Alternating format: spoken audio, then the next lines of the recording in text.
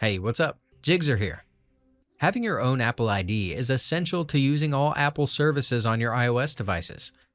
Typically, you can simply fill out the forms with the required information and follow the on-screen instructions to register. But what if you get an error message that says you can't create an account at this time? In this video, I will walk you through a few easy solutions to fix this issue and get you back to creating your new Apple ID. Let's go. If you receive an error message when you try to save your Apple ID form, the first thing to do is to double-check your internet connection. Signing up for an Apple ID requires a stable connection, so make sure you're on a strong Wi-Fi network. If you're using cellular data, verify you have enough credits available and top up if necessary.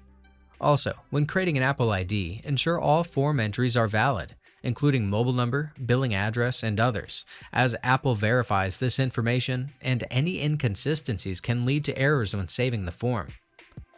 Sometimes you might encounter this error if Apple systems are experiencing temporary outage. To check if this is the case, open your web browser and head over to apple.com/support/system status. Once there, locate the status indicator for Apple ID.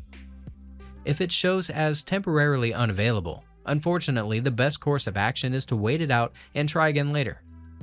The system should be up and running soon, and you should be able to create your Apple ID.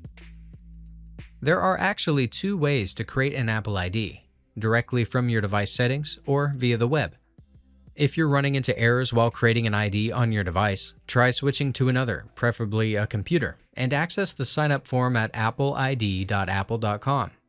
The error might be caused by temporary glitches on your current device that Apple flags. Conversely, if you encounter an error on the webpage, try creating your ID through your device settings. That's it.